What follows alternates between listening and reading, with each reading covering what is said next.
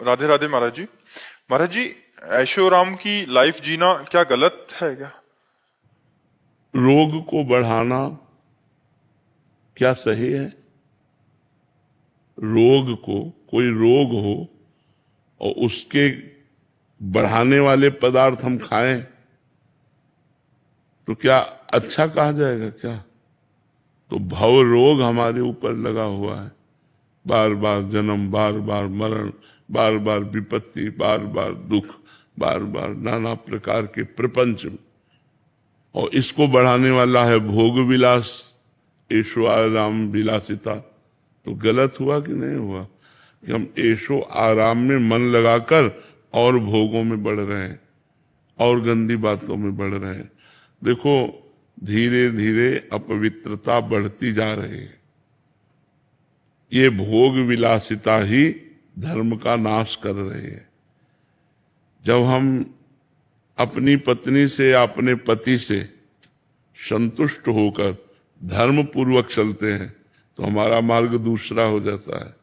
और जब हम भोग विलासिता में चलते हैं तो हम अपने पति में संतुष्ट नहीं होते, फिर और पुरुषों में, हम अपनी पत्नी से संतुष्ट नहीं होते, फिर और स्त्रियों में, तो ये मार्ग नरक की तरफ ले जा रहा है और भव बंधन को पुष्ट करने वाला है।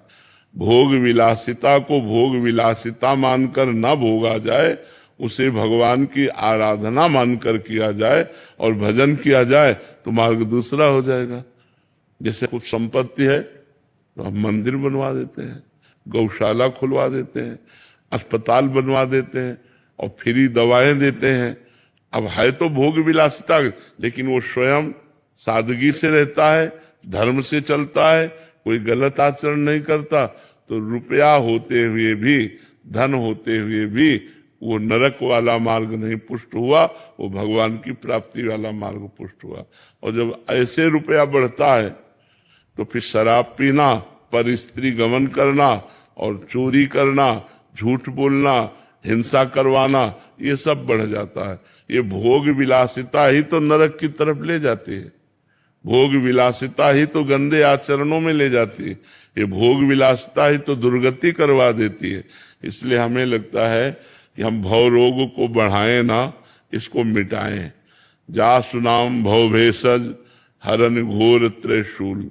जिन भगवान का मंगलमय नाम इस भव रोग को मिटाने वाला है, उनका नाम जप करे, पैसे का सदुपयोग किया जाए। अब वही विलासिता में एक पार्टी में गए, 50,000 खर्चा कर आए, शराब पिए, 4 दोस्त और वैसे, मगर अब वो नरक का रास्ता बन गया। और एक बार गए और 50 गौओं को भोजन पवा के प्रणाम करके उनके खुरकी रज मस्तक पे, और हे भगवान ये सत्कर्म आपको समर्पित, लोक परलोक सब बन गया। तो भोग विलासिता तो हमें लगता है ठीक नहीं है। भोग विलासिता का यदि आपके पास साम्राज्य है तो दूसरों को बांटिए, दूसरों को सुख दीजिए और स्वयं ठीक से रहिए, धर्म से रहिए, तो वही भगवान की प्राप्ति का हेतु हो जाएगा।